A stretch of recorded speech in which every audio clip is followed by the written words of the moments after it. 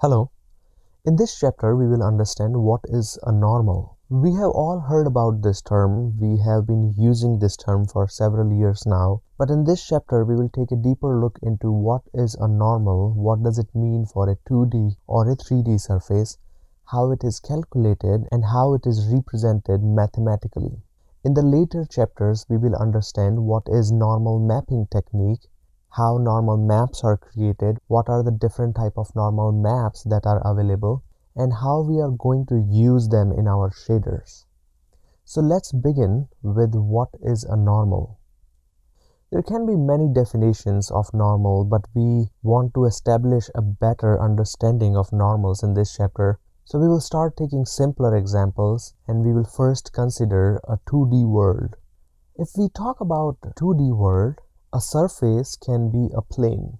So this is a plane.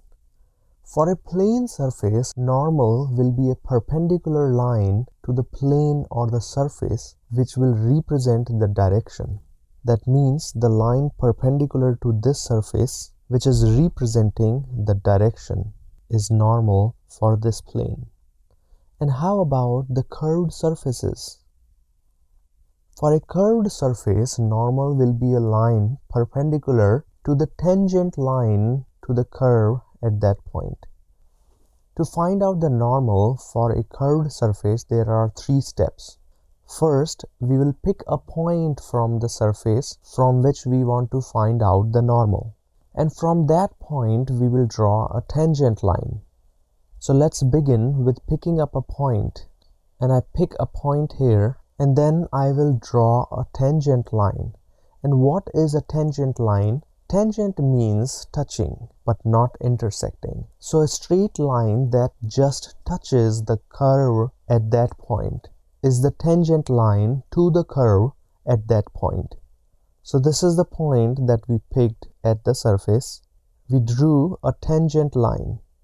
And then this becomes a surface for us. And what we will have to do is to draw a line that is perpendicular to the tangent line. So this is the line that is perpendicular to the tangent, and this becomes the normal. So the definition becomes normal will be a line perpendicular to the tangent line to the curve at that point. Another question is which point do we have to pick and how we will make the choice of picking the point. And the answer is we can pick any point on the surface, and the normal will be called as normal of the surface at that point.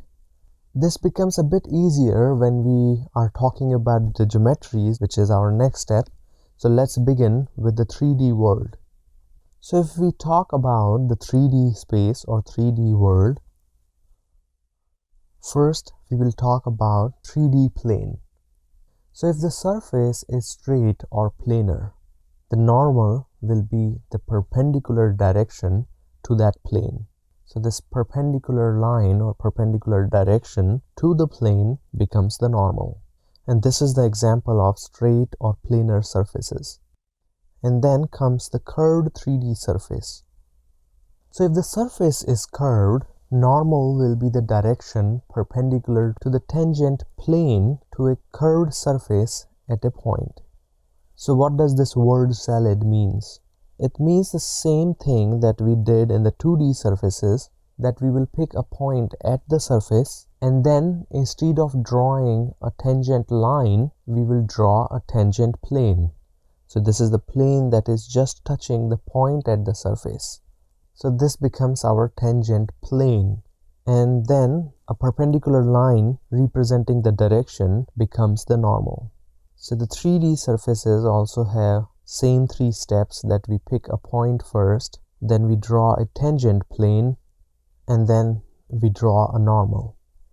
Why we are understanding this? We are understanding this to establish a base for our next chapter, because when we will start learning about the normal maps, we will learn about the tangent space and tangent space normal maps. So this is how we find out the normal in 2D and 3D surfaces. So now we talk about the geometry. Our geometry makes it a bit easier to pick a point on the surface to draw a tangent. So we know that geometries are made up of vertices which form faces. So components of our geometry are vertex and face. And based on these two components, we will have